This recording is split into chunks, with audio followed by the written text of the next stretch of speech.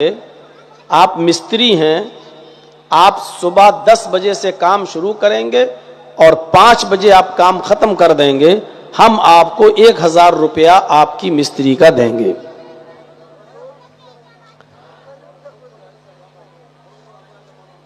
اس نے شرط لگائی، آپ نے اقرار کر لیا، ٹھیک ہے کل سے میں کام پہ آ جاؤں گا۔ اس نے کہا ٹھیک ہے۔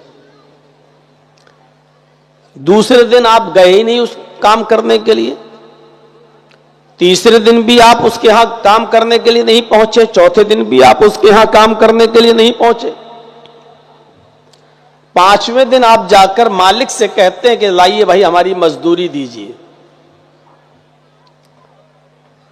ایمانداری کے ساتھ دل پر ہاتھ رکھ کر بتائیے گا، کیا مکان مالک آپ کو مزدوری دے گا؟ نہیں دے گا۔ اس لیے نہیں دے گا کیونکہ آپ نے کام ہی نہیں کیا، بلکہ اگر آپ کورٹ میں مقدمہ کرتے ہیں کہ مالک ہماری مزدوری نہیں دے رہا ہے، اور ٹرائل چلے گا، جب مقدمہ چلے گا تو آپ مقدمہ کرنے کے بعد بھی پھنس جائیں گے، بلکہ الٹا آپ کے اوپر پینالٹی اور لگ جائے گی، جرمانہ اور لگ جائے گا، کیونکہ آپ کام پہ بھی نہیں گئے اور دوسرے آدمی کو آپ نے دھوکہ بھی دیا، وہ آپ کے انتظار میں کسی دوسرے مزدور کو نہیں بلایا، آپ نے اس کا نقصان بھی کیا، ایک تو کام نہیں کیا اور دوسرا اس کے وقت کو بھی برباد کیا۔ یہ اصول ہے۔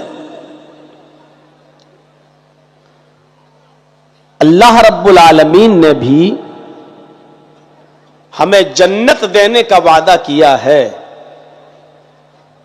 اقرار کیا ہے، میرے بندو جس مقام سے ہم نے تمہارے باپ آدم کو نکالا ہے، ہم وہ مقام تمہیں دوبارہ دے دیں گے، تمہیں ہم جنت دیں گے، لیکن میری شرط یہ ہے کہ تمہیں یہ عمل کرنا ہوگا، یہ کام تمہیں کرنا ہوگا۔ ہم اللہ اور اس کے رسول کی ان شرطوں کو پورا نہ کریں اور جنت کو پانے کے لیے کوئی عمل ہی نہ کریں، اور قیامت کے دن اللہ تعالیٰ سے ہم یہ کہیں کہ اللہ تو مجھے جنت میں داخل کر، تو نے وعدہ کیا تھا کہ ہم جنت دیں گے، تو جنت کیوں نہیں دے رہا ہے؟ جنت دو۔ تو اس کے جواب میں یہی کہا جائے گا کہ میرے بندو کس بات کی جنت؟ جنت میں جانے کے لیے یہ شرط تھی کہ تم میرے نبی کے بتائے ہوئے قانون کے مطابق اور بتائے ہوئے طریقے کے مطابق تم عمل کرو گے، تم نے عمل ہی نہیں کیا تو جنت کیسی؟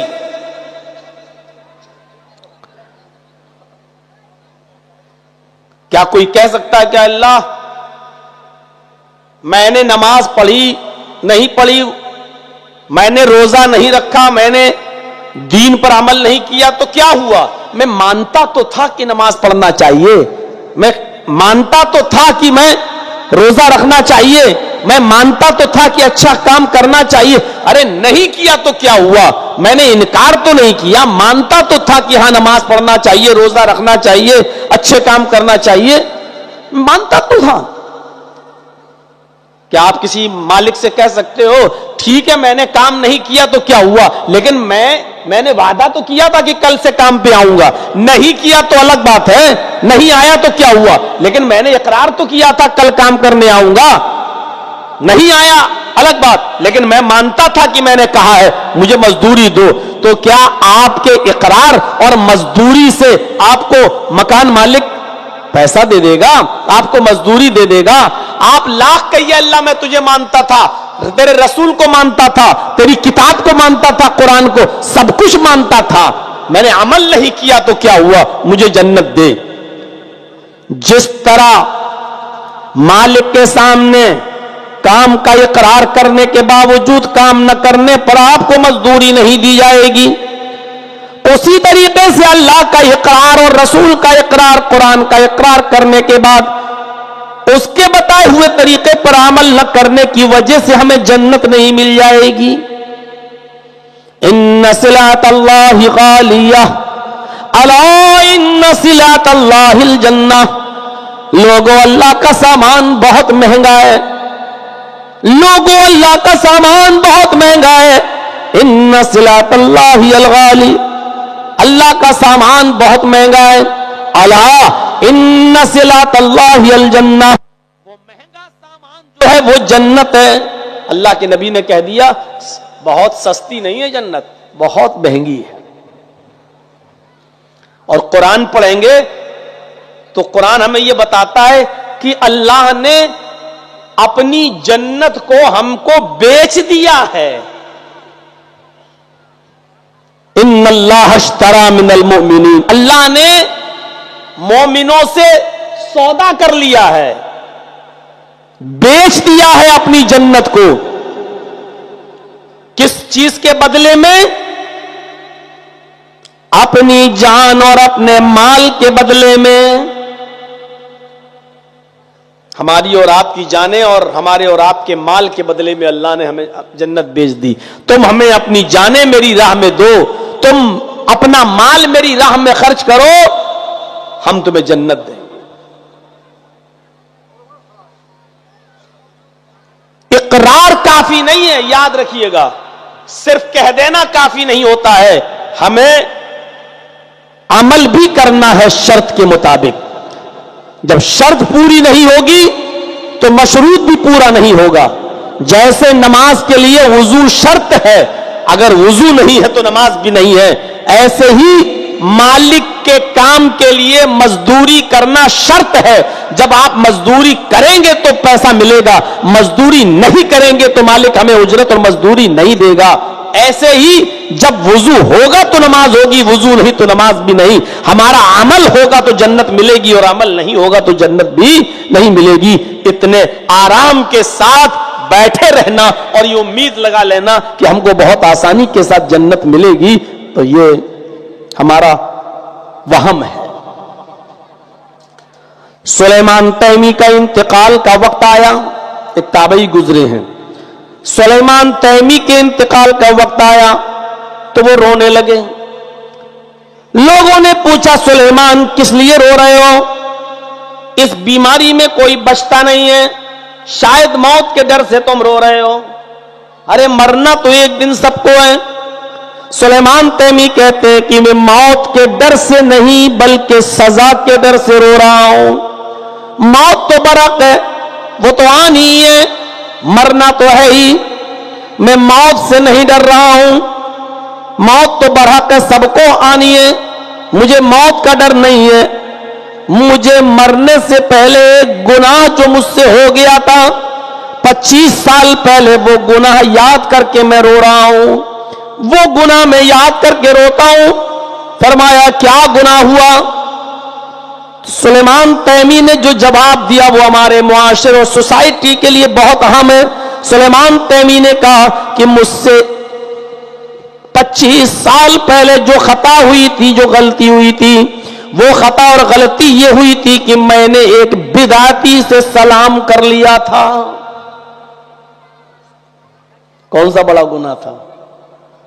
ہم اور آپ سوچیں تو سلام کرنا تو آپ کہیں گے اچھی چیز ہے، السلام علیکم، یہ تو اچھی چیز ہے۔ وہ کہہ رہے ہیں کہ میں نے ایک بدعتی کو سلام کر لیا تھا، ایک مرجیہ کو یا قدریہ سے جو تقدیر کا انکار کرتے ہیں، میں نے ایسے بدعتی سے سلام کر لیا تھا۔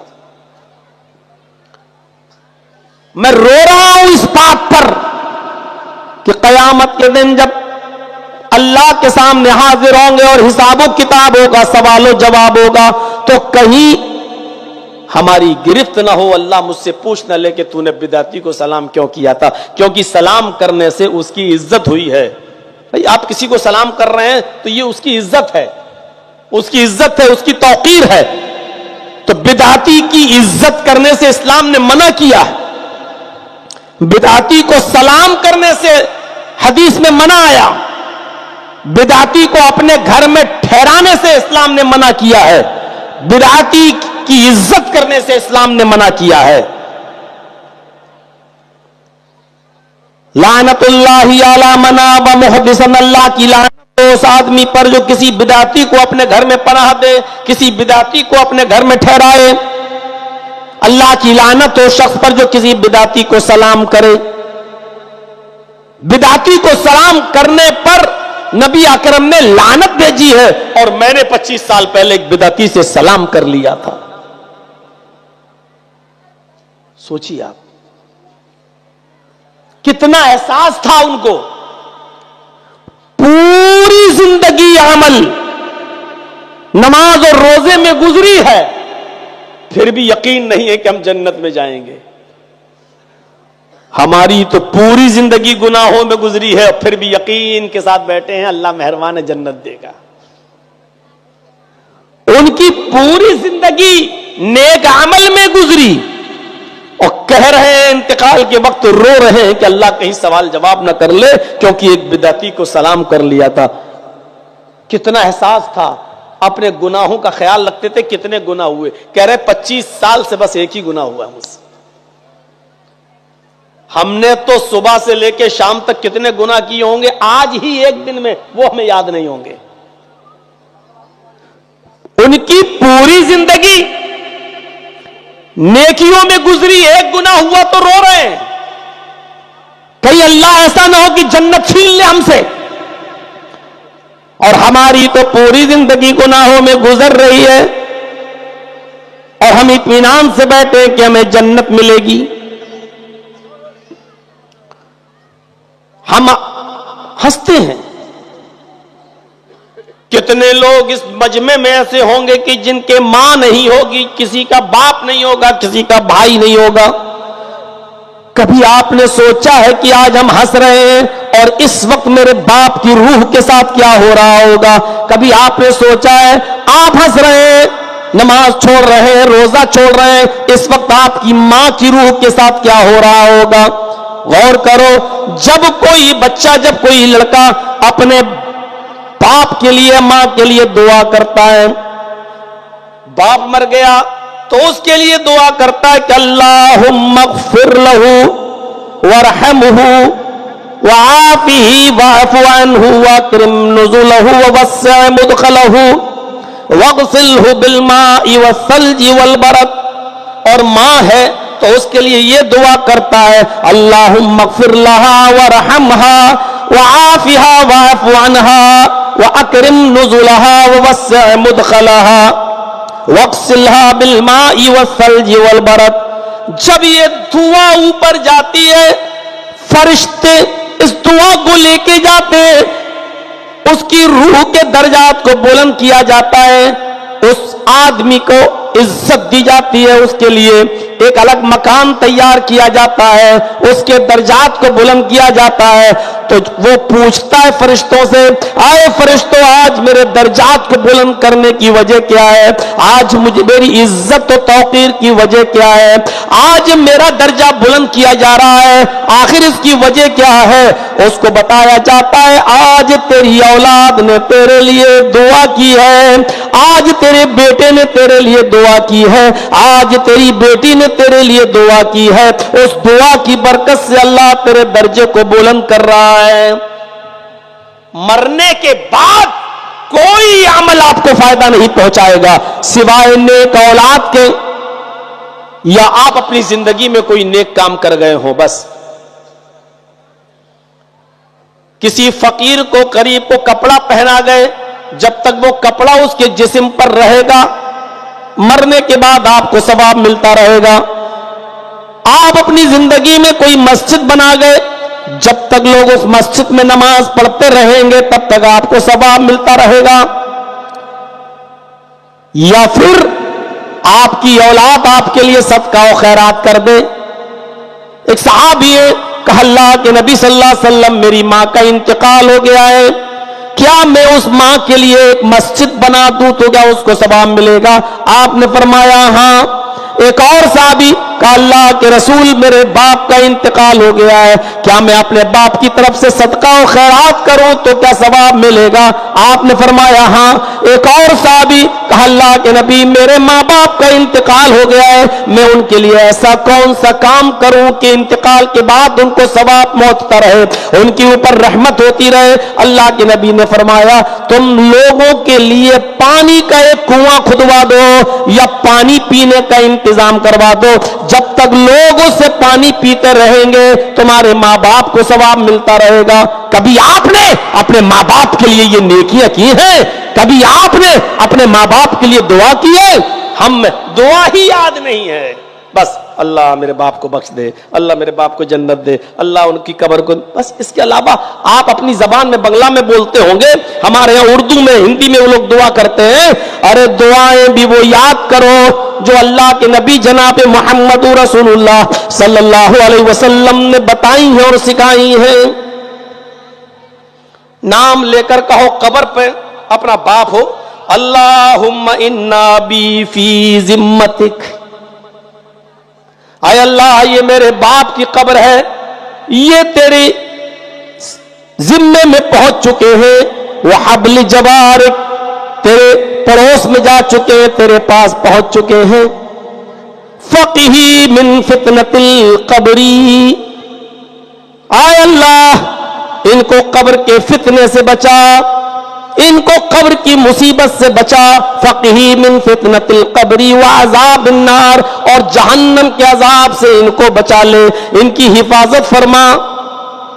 وانت اہل الوفاء والحق, اور تو وفا والا ہے اور حق والا ہے. فاغفر له وارحمه انك انت الغفور الرحیم, تو ان کو بخش دے اور ان کی اوپر رحم فرما, یقیناً تو بہت ہی زیادہ بخشنے والا اور بہت ہی زیادہ رحم کرنے والا ہے. ابھی پوچھو کسی کو یہ دعا یاد ہے کیا؟ آپ جا کر کہہ سکتے ہو؟ یاد رکھیے گا, قبرستان میں مردے کو دفن کرنے کے بعد وہاں پر اجتماعی طور پر سب کے ساتھ ہاتھ اٹھانا غلط ہے. اجتماعیت کے ساتھ ہاتھ اٹھا کر دعا کرنا بدعت ہے. آپ ایسا نہیں کر سکتے, جائز نہیں ہے.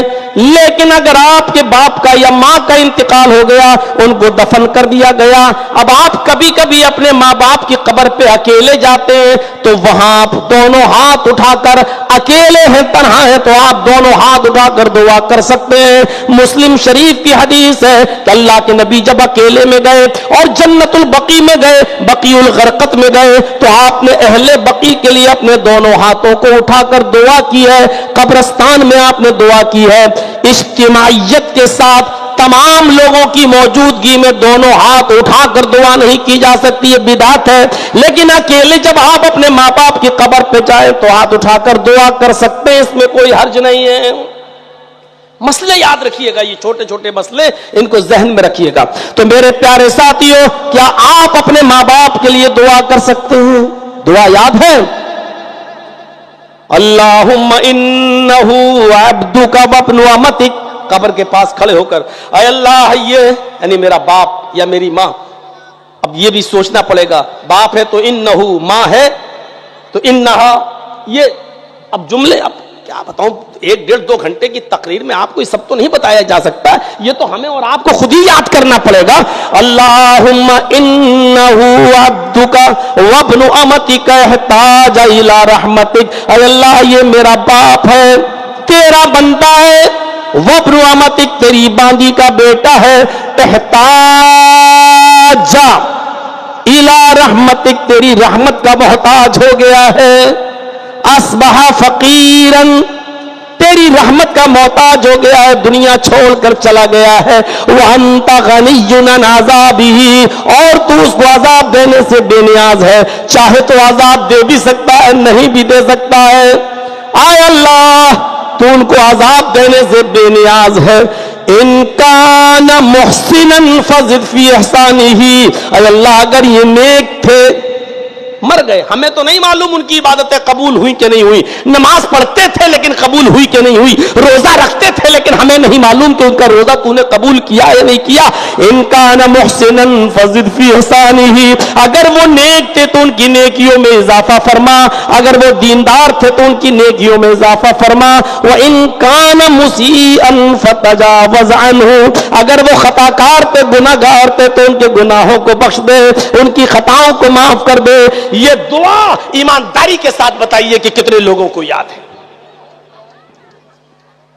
کتنے لوگ ان دعاؤں کو کرتے ہیں؟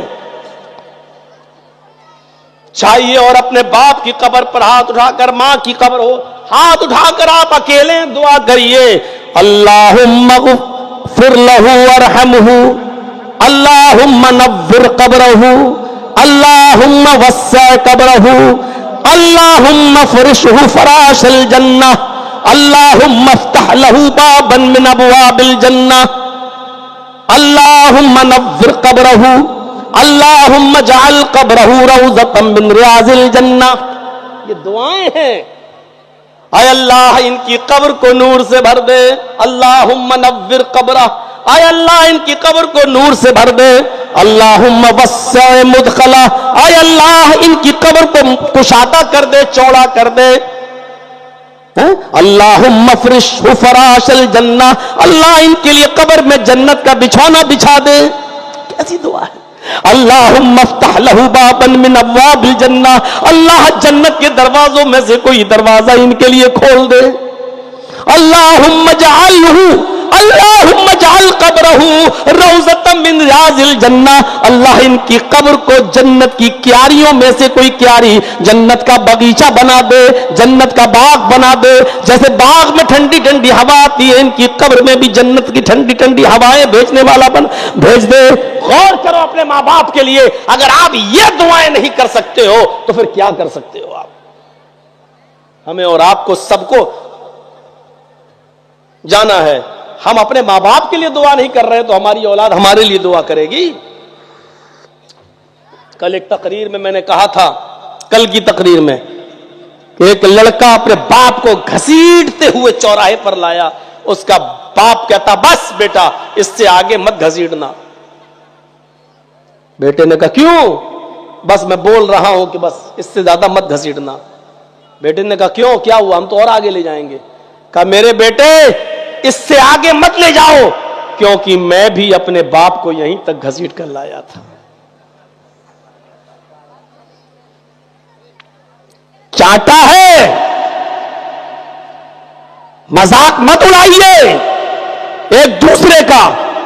ایک نوجوان لڑکا جوانی کے جوش میں ایک بوڑھی عورت کو دیکھتا ہے، 80 85 90 سال کی وہ بوڑھی عورت، اس کی کمر کمان کی طرح جھک گئی، رکوع کی حالت ہو گئی، اس کی لاٹھی لے کے چل رہی ہے، جھک گئی اس کی کمر.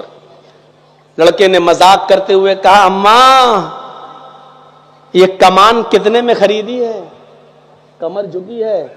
کمان دیکھا نا، تیر جب چھوڑا جاتا ہے تو کمان ایسی ہوتی ہے، یہاں سے ایسے مڑی ہوئی ہوتی ہے، ایسے یہاں تیر لگا کر ایسے پھینکا جاتا ہے تو کمان جھکی ہوئی ہوتی ہے. تو اس لڑکے نے، نوجوان نے کہا ماں یہ کمان کتنے میں خریدی ہے؟ نہیں تیری کمر بالکل جھک گئی ہے، یہ کمان کتنے میں خریدی؟ بڑھیا مسکراتے ہوئے جواب دیتی ہے بیٹا گھبراؤ نہیں، چنتا مت کرو، میری عمر کو پہنچو گے تو فری میں مل جائے گی.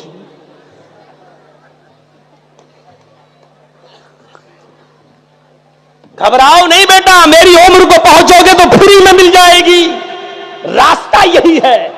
آج تم دوسروں کا مذاق اڑا رہے ہو، کل تمہارا بھی مذاق اڑایا جائے گا. آج اپنے ماں باپ کو ستا رہے ہو، تمہاری اولاد تمہیں ستائے گی. باپ کے لیے یہ کہا ہی نہیں جا سکتا کہ اللہ کے رسول میرے باپ ہم سے ہر وقت پیسوں کی ڈیمانڈ کرتے رہتے ہیں، میں کماتا ہوں باپ مانگ لیتے ہیں. تو اللہ کے نبی کا جواب یہ تھا تو کیا ہوا؟ انکا وان مالک لابیک، تو خود اور تیرا سارا کا سارا مال تیرا نہیں ہے، تیرے باپ ہی کا تو ہے. یعنی باپ نے اگر تجھے پیدا نہیں کیا ہوتا تو تو مال کا مالک نہیں بنتا. تو بھی اور تیرا مال سب باپ ہی کا مال تو ہے، سب باپ کے لیے ہے، کوئی کہہ نہیں سکتا. اسی لیے کوئی بیٹا شرعی نقطہ نظر سے اپنے باپ کو زکات بھی نہیں دے سکتا. باپ چاہے کتنا غریب ہو، سب بیٹوں کو الگ الگ کر دیا، سب کے الگ الگ گھر بن گئے، سب کمانے لگے، باپ بہت غریب ہے. اب بیٹا چاہے کہ میں زکات دے دوں، پیسہ ہے، باپ بہت غریب ہے، زکات تو نہیں دے سکتا. اس لیے کہ بیٹوں کی کمائی باپ ہی کی تو ہے، بیٹوں کا مال تو باپ ہی کا تو ہے. اس لیے کوئی اولاد اپنے باپ کو زکات نہیں دے سکتی. شوہر اپنی بیوی کو زکات نہیں دے سکتا، اس لیے کہ بیوی کے کھانے پینے کی، پیسے لگتے کی، کپڑے کی ساری ذمہ داری شوہر کے اوپر ہے. شوہر اپنی بیوی کو زکات نہیں دے سکتا، لیکن بیوی اپنے شوہر کو زکات دے سکتی ہے، کیونکہ بیوی کی کمائی بیوی کی ہے. اگر بیوی کچھ کام کرتی ہے ایکسٹرا اور کچھ کماتی ہے تو شوہر زبردستی نہیں لے سکتا ہے.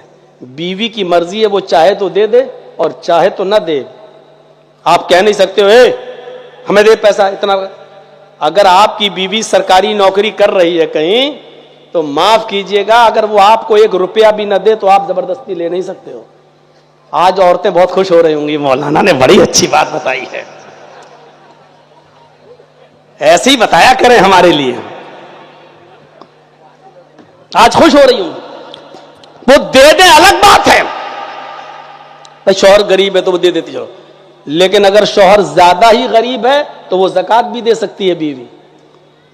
مان لیجئے پورے سال میں 50,000 روپے مہینہ ملتا ہے، 50,000 روپے مہینے کے حساب سے پورے سال میں جوڑو کتنا ہو گیا؟ 6 لاکھ روپیہ. اب 6 لاکھ کا حساب کتاب جوڑو گے تو اس میں بہت آسانی سے 52.5 تولے چاندی آ جائے گی. آپ کے ہاں بھری بولتے ہیں، 52.5 تولہ، تقریباً 585 گرام چاندی بہت آرام سے آ جائے گی. اس کا مطلب یہ ہے کہ بیوی اب صاحب نصاب ہو گئی ہے، اس کی اوپر زکات فرض ہو گئی. اگر وہ 1 سال ہو گیا اس پیسے کو، سونا ہو نہ ہو، چاندی اس کے پاس ہو یا نہ ہو، اگر 6 لاکھ روپیہ 5 لاکھ روپیہ اس کے پاس ہے اور اس میں 585 گرام چاندی آ رہی ہے تو اس کے اوپر زکات اور فرض وہ دے سکتی ہے. اب زکات کس کو دے؟ ضرورت مند کو. اگر سمجھتی ہے کہ میرا شوہر غریب ہے تو اس کو بھی دے سکتی ہے. جرجی صاحب کو اس کی بیوی نے، مثال دے رہا ہوں، اللہ نہ کرے کہ یہ دن آئے، اگر جرجی صاحب کو اس کی بیوی نے زکات دے دی، لائیے 20,000 روپے ہمارے زکات کے نکلنا ہے، لیجیے ہم آپ کو دے رہے ہیں، ٹھیک ہے. اب جرجیز صاحب اسی میں سے اپنی بیوی کو کھلائیں گے، پلائیں گے، اپنے بچوں کو بھی پڑھائیں گے، لکھائیں گے. وہی زکات کا پیسہ جو اس نے مجھے دیا میں اسی پر خرچ کروں گا، اور وہ ہماری خرچ میں سے کھائے گی پیے گی. اس کے لیے زکات نہیں، وہ تو اس کا حق ہے.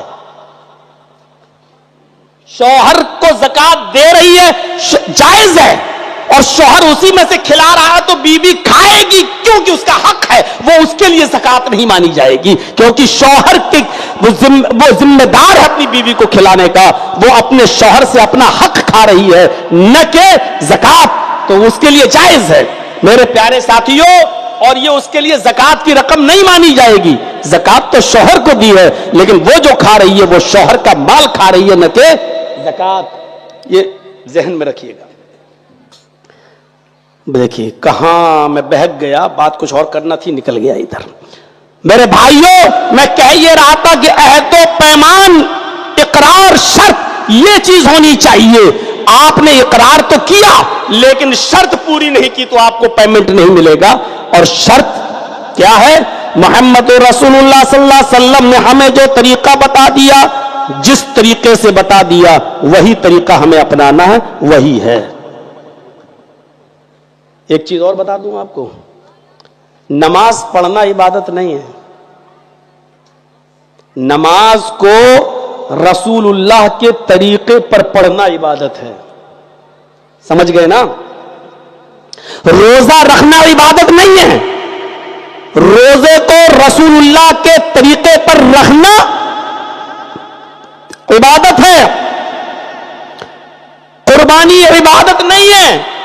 قربانی نبی کے طریقے پر کرنا یہ عبادت ہے۔ اللہ کے رسول نے فرمایا عید الاضحیٰ قربانی کی یوم النحر کے دن یعنی 10ویں تاریخ کو 10ویں ذی الحجہ کو آپ نماز کے بعد قربانی کریں گے، نماز کے بعد قربانی کریں گے۔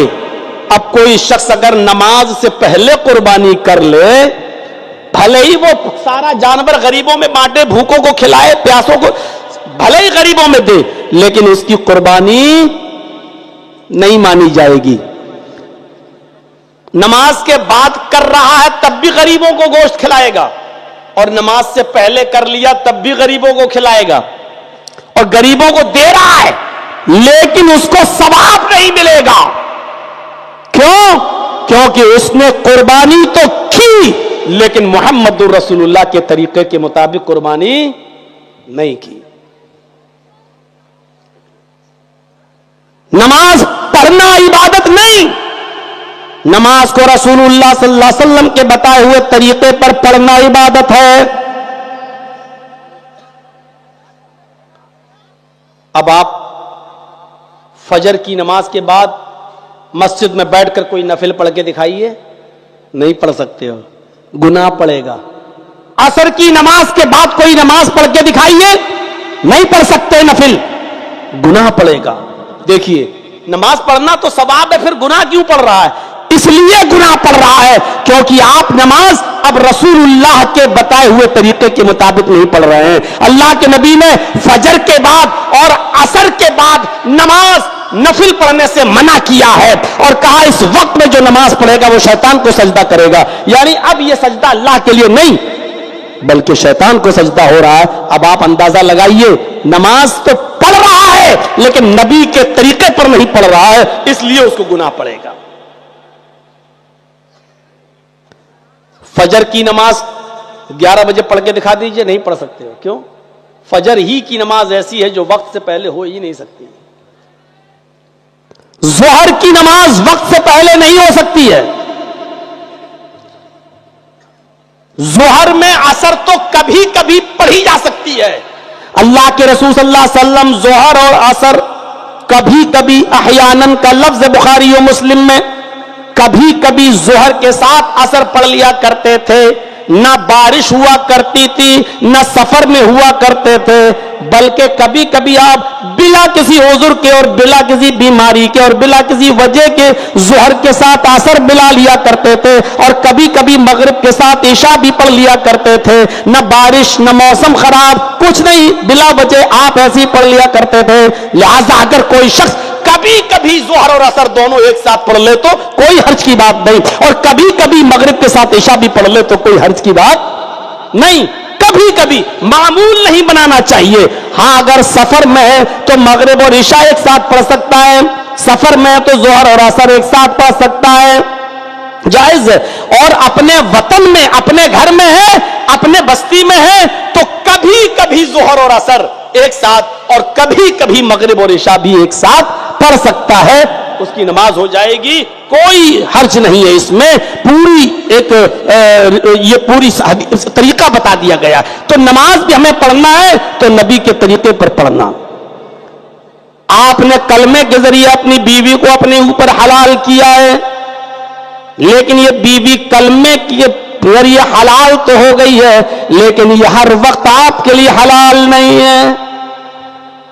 اگر آپ روزے کی حالت میں ہو تو بیوی کے قریب نہیں جا سکتے۔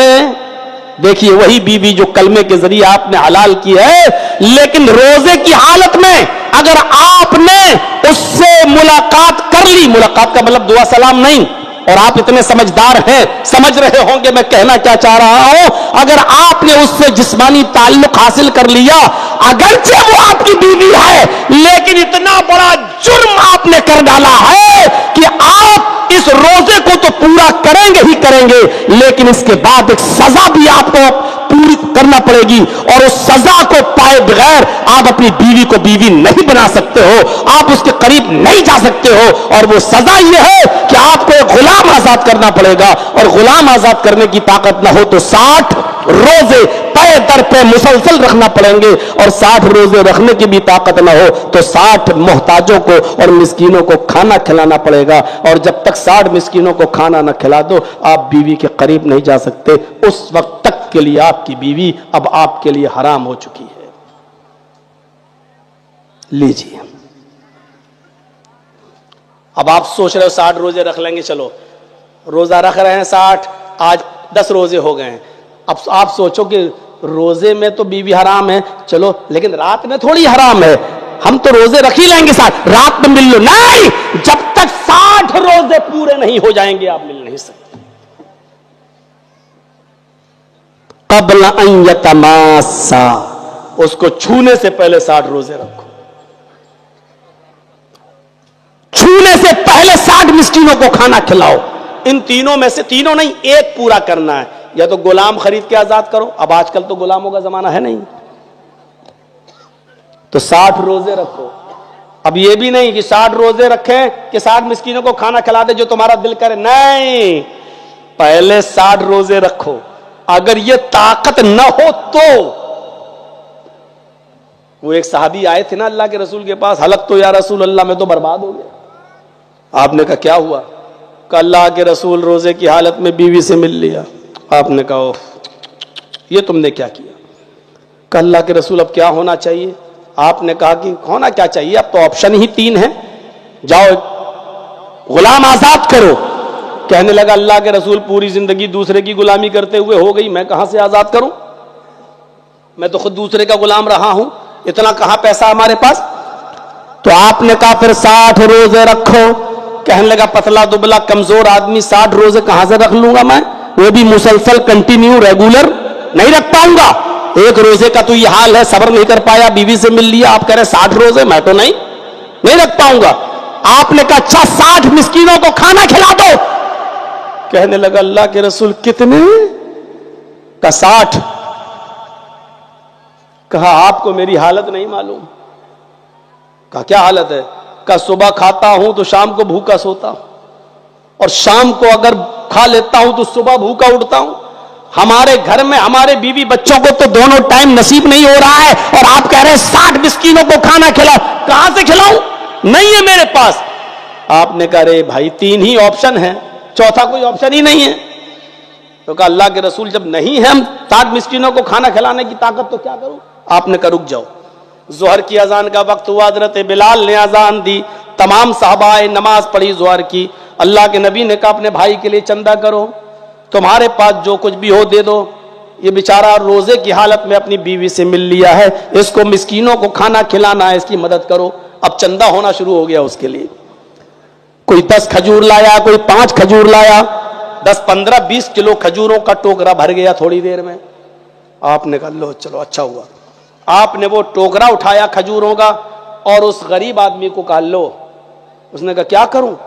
कहा अपने गांव में जाओ, अपने कबीले में जाओ, अपने खानदान में जाओ, और ये जितनी भी खजूरें अपने इलाके के गरीबों में खिला दो, अपने इलाके के गरीबों को दे दो, उन्हीं का पेट भर दो, उनको खिला दो, और जाओ तुम्हारा कफारा अदा हो जाएगा, तुम्हारी बीवी तुम्हारे लिए हलाल हो जाएगी। कहने लगा इस टोकरे को किसको दूं? आपने कहा सुना नहीं, अपने गांव में कबीले में गरीबों में बांट दो।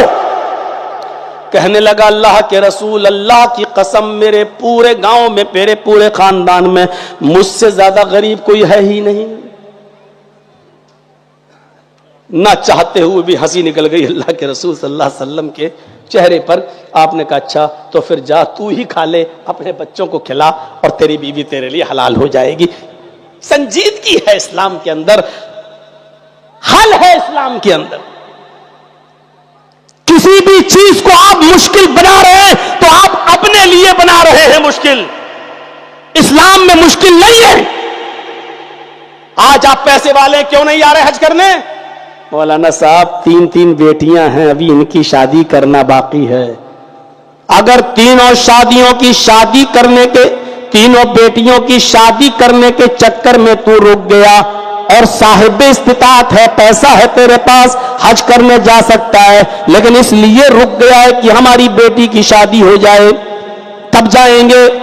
بیٹی کی شادی کے لیے تو رک گیا اور حج کرنے سے پہلے تجھے موت آ گئی, تو حدیث ہے اللہ کے نبی کا فرمان ہے, مات علی المجوسیہ, ایسا آدمی مجوسیت پر مرا, اسلام پر نہیں, آگ کا پجاری ہو کر مرا. اب آپ کہو کہ پھر بیٹیوں کی شادی چھوڑ دیں مولانا, تو بیٹیوں کی شادی تو کبھی بھی کر سکتے ہو. کہا نہیں مولانا صاحب, ایک بیٹی کی شادی میں کتنے لاکھ کا خرچہ ہوتا ہے, یہ خرچہ تو تم نے اپنے اوپر خود مول لیا ہے, اسلام نے نہیں بتایا. میں نے شاید یہی کہیں کسی جلسے میں کہا تھا, شاید محلدار پاڑا میں کہا تھا کہ یہ 150, 200, 250 آدمیوں کی بارات کیوں آتی ہے, اور آ رہی ہے تو اے لڑکیوں والوں تم ان کو کھانا کیوں کھلا رہے ہو. جس لڑکی کے گھر پہ 250, 300, 200 آدمیوں کی بارات آئے, اس لڑکی کے باپ کو چاہیے کہ ایک ایک گلاس پانی پلا کے نکاح کر کے لڑکی کی رخصتی کر کے بھگا دے ان سب کو. کوئی ضرورت نہیں ان کو چکن اور مٹن کھلانے کی. کیوں کھلا رہے ہو؟ شریعت نے کہا ہے کہ لڑکی کا باپ کھلائے, نہیں. تم کیوں کھانے کے لیے پہنچ گئے لڑکی کے پاس, لڑکی کے گھر؟ کوئی کہے کہ نہیں 400 آدمی آئیں گے, مولانا جرجیز کہے گا 500 لاؤ, لاؤ ایک ایک گلاس پانی پلاؤں گا, وہ بھی منرل واٹر نہیں, ہینڈ پائپ کا, وہ بھی کنویں کا, وہ بھی سرکاری نل کا پانی, کیونکہ شریعت نے منرل واٹر 10 روپے کی بوتل بھی لڑکی کے ماں باپ کو حق نہیں دیا ہے کہ وہ کسی کو دے. یہی باتیں تو بری لگتی ہیں بڑے بڑے چودھریوں کو, سرمایہ داروں کو, مالداروں کو. یہ مولوی کیا بول رہا ہے؟ اتنے مولوی بیٹھے ہیں اسٹیج پر اور ہزاروں لاکھوں, 25 سال سے پروگرام کر رہا ہوں, کوئی ایک اٹھے اور کہہ دے اور بتا دے کہ اللہ کے رسول کی کسی حدیث میں آیا ہے کہ لڑکے والوں کی طرف سے آئے ہوئے باراتیوں کو کچھ کھلائیں؟ نہیں. اور میرے سامنے ایسی ایسی مثالیں موجود ہیں. مفسر قرآن مولانا عبد القیوم صاحب رحمانی, جو یو پی کے رہنے والے تھے اور 90-95 سال کی عمر میں ان کا انتقال ہوا, کہیں جلسے میں گئے تھے, ان کو یہی نہیں معلوم کہ آج میری بیٹی کی شادی ہے. وہ آئے, ایک پیجامہ ادھر جا رہا ہے, دوسرا پیجامہ ایسے, چھڑی لے کے چلے گئے. لوگوں کو بیٹھے ہوئے گھر میں دیکھا, ایک کیوں آئے ہو بھائی, ہمارے گھر میں آج اتنی بھیڑ کیوں؟ کہ مولانا صاحب آج آپ کی بیٹی کی شادی ہے, ہم لوگ رخصتی کرانے آئے ہیں, نکاح. اچھا اچھا اچھا, آج اتنی تاریخ ہے؟ کہاں؟ اچھا اچھا, ارے تو کیا ہوا, نکاح ہوا نہیں ابھی؟ کرے لڑکی کے باپ تو آپ ہیں, آپ اجازت دیں گے تب نا. کہا کہ میں اجازت تو دوں گا, ولی ہوں, لیکن لڑکی تو پہلی بتا چکی ہے, راضی ہے, تیار ہے, تو چلو نکاح پڑھاؤ. اور جیسی نکاح ہوا تو انہوں نے کہا کہ اب بیٹھے کس لیے ہو, جاؤ. لڑکے والوں سے کہا تمہارے ساتھ 2-4 عورتیں آئی ہیں نا, کہا جائیں ہمارے گھر میں بیٹی کو لے کے جائیں, اپنے گھر چلی جائیں, لے جائیں. انہوں نے صرف ایک ایک گلاس پانی سب کو پلایا تھا جتنے لوگ آئے تھے. میں خود جانتا ہوں, گواہ ہوں. سب لوگ اگر ایسا کرنا شروع کر دیں نا, بارات اپنے آپ ختم ہو جائے گی. لڑکی والے اگر ایسا کرنا شروع کر دیں, سب ختم. اس میں حاجی اور نوازی زیادہ ماحول بگاڑے ہوئے ہیں. داڑھی لمبی, سعودی عرب کا رومال ڈالا, کہاں جا رہے ہیں؟ بارات میں جا رہے ہیں, بارات میں جا رہے ہیں. پان منہ میں کھا رہا ہے, منہ میں رکھا ہوا ہے. ارے صاحب کہاں جا رہے ہیں؟ بارات میں جا رہے ہیں, بارات میں جا رہا ہے. یہ حاجی سب سے بڑا مجرم ہے, بارات میں جا رہے ہیں. ابے بارات کا حکم کہ تیرے باپ نے دیا ہے, شریعت میں کہاں سے آیا؟ جا رہا سعودی عرب کو رومال ڈال کے, لگتا ہے یہی سب سے بڑا مولوی ہے کہ بارات میں جا رہے ہیں, ایسے کر کے پان کھا رہا ہے, تمباکو کھا رہا ہے, بارات میں جا رہے ہیں. اور یہ میرے بھائیوں, شریعت نے آسانیاں پیدا کی ہیں, ان آسانیوں کا فائدہ اٹھاؤ. کتنی آسانی, اللہ کے رسول مجھ سے زیادہ غریب کوئی ہے ہی نہیں. آپ نے کہا جا, ہنسی آ گئی, کہا جا تو کھا لے, اپنے بچوں کو کھلا دے, اور بیوی تیری حلال ہو جائے گی, جا لے جا. اوفو. ایک عورت اللہ کے نبی کے پاس آتی ہے اور کہتی ہے کہ اللہ کے رسول, میں اپنے آپ کو ہبا کر رہی ہوں, میں اپنے آپ کو ہبا کر رہی ہوں، میں آپ کے ساتھ شادی کرنا چاہتی ہوں۔ دیکھیے ایک عورت کہہ رہی ہے میں آپ کے ساتھ شادی کرنا چاہتی ہوں، یہ دلیل ہے اس بات کی کہ کوئی لڑکی بھی کسی لڑکے سے ڈائریکٹ کہہ سکتی ہے کہ میں تمہارے ساتھ نکاح کرنا چاہتی ہوں، آپ کا کیا ارادہ؟ لیکن ایک بار رات بھر موبائلوں پہ نہیں، وہ آئی اور بیٹھ گئی، کہ اللہ کے رسول میں آپ سے نکاح کرنا چاہتی ہوں۔ اللہ کے نبی خاموش۔ اس نے پھر کہا اللہ کے نبی آپ نے سنا نہیں میں آپ سے شادی کرنا چاہتی ہوں، آپ پھر خاموش۔ بخاری کتاب النکاح، آپ نے وہ پھر کہنے لگی اللہ کے نبی آپ جواب تو دیجیے ہاں یا نہیں، میں آپ سے نکاح کرنے کے لیے آئی ہوں، میں چاہتی ہوں، میں اپنے آپ کو آپ کے حوالے کر رہی ہوں۔ آپ کی خاموشی دیکھی تو ایک صحابی بولے کیا ہو گیا آپ کو؟ ہاں نا کا جواب دیجئے اس کو۔ اللہ کے رسول اگر آپ کو نہیں کرنا ہے تو پھر میرے ساتھ کرا دیجئے، مجھے ضرورت ہے۔ تو اللہ کے رسول نے ایسے صحابی کو دیکھا، اس عورت سے کہا دیکھو میں تو نہیں کر پاؤں گا اب، نہیں تم اگر اس کے ساتھ کرنا چاہو تو کر لو، اس کو ضرورت ہے۔ تو کہا ٹھیک ہے، اگر آپ نہیں، پہلے تو میں آپ کے لیے ہوں، اگر آپ نہیں کرنا چاہتے تو ان کے ساتھ کر دیجیے۔ کہا ٹھیک ہے۔ اب اس صحابی کو بلائے ادھر آؤ، جو چیز میں جو شرط ہے دیکھیے وہ کیا؟ آپ نے کہا مہر کیا دو گے؟ مہر کیا دو گے؟ آپ کیا مہر بولتے ہیں؟ وہ مہر کتنا ہے؟ ابے مہر تو وہ ہوتی ہے جو لگائی جاتی ہے، وہ مہر نہیں ہوتا ہے۔ پوچھا مہر کیا دو گے اپنی بیوی کو، ہونے والی کو؟ تو کہتا اللہ کے نبی وہ تو کچھ نہیں ہے میرے پاس۔ سوچو مہر دینے کے لیے کچھ نہیں ہو، کہہ رہا شادی کرا دو۔ آسانی دیکھیے اسلام کے اندر۔ اے اللہ کے نبی نہیں ہے میرے پاس، ما عندی شیء، کچھ نہیں ہے دینے کے لیے۔ آپ نے کہا اچھا ایک کام کرو، معمولی سی چیز مانگ لی، معمولی سی۔ آپ نے کہا گھر جاؤ اور کوئی چیز مل جائے تو لے کر آ جاؤ، جو بھی ہو۔ وہ گیا اور گھر سے لوٹ کر آیا تو کہتا ما وجدت شیئا یا رسول اللہ، کوئی چیز نہیں ملی گھر میں۔ آپ نے کہا اچھا دوبارہ جاؤ۔ اس نے کہا جب کچھ ہے ہی نہیں تو کیا کروں؟ آپ نے کہا بہت معمولی سی چیز، التمس خاتما من الحدید، لوہے کی انگوٹھی مل جائے تو وہی لے آؤ، لوہے کی، سونے کی نہیں، چاندی کی نہیں، لوہے کی۔ جلسے کے باہر میلہ لگا ہوگا، وہاں بک رہی ہوں گی 2 روپے کی، 3 روپے کی، لوہے کی انگوٹھی، جاؤ یہی لے آؤ۔ وہ اپنے گھر دوبارہ گئے، گھر میں پوچھا، لوٹ کے آئے، کہتے ما وجدت خاتما من الحدید، اے اللہ کے رسول لوہے کی انگوٹھی بھی نہیں ملی مجھے۔ اچھا تب کیسے تمہارا نکاح ہوگا؟ بھائی اس کو مہر تو کچھ دینا پڑے گا، شروعات ہی بے مہر۔ ابھی ایسی بہت سی ماں بہنیں بیٹھی ہوں گی جن کی شادیوں کے 25 30 سالیں گزر گئی ہوں گی اور ابھی تک ان کو مہر نہیں ملا، یا بغیر مہر کے شادی نہیں ہو رہی ہے، اور پتہ نہیں کون سے آپ کے علاقے کے ملا مولوی ہیں جو نکاح پڑھا بھی دیتے ہیں۔ میں نے آج تک کوئی نکاح ایسا نہیں پڑھایا جب تک کہ اسی دن مہر نہ لے کر اور گواہوں کے ذریعے اس مہر کو لڑکی کے ہاتھ تک نہیں پہنچا دیا۔ میں نے آج تک ایسا کوئی نکاح نہیں پڑھایا۔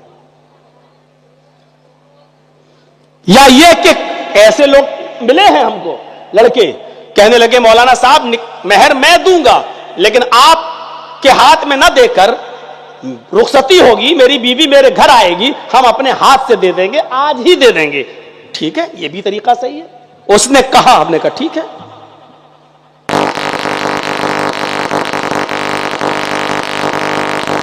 تو کیا اللہ کے رسول نہیں ملی مجھے، لوہے کی انگوٹھی بھی نہیں؟ تو آپ نے کہا کچھ نہیں ہے تمہارے پاس، کیسے نکاح ہوگا؟ کہنے لگا ہاں ایک چیز ہے میرے پاس۔ اوفو، چیز بھی بتائی تو کیا بتائی؟ کہنے لگا اندی ازار یا رسول اللہ، ایک لنگی ہے میرے پاس۔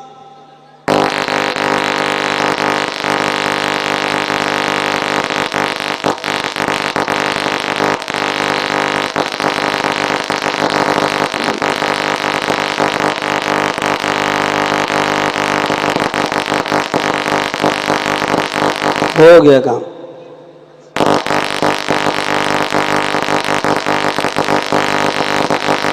تو जनाजा इसका यहीं पढ़ना पड़ेगा माइक का।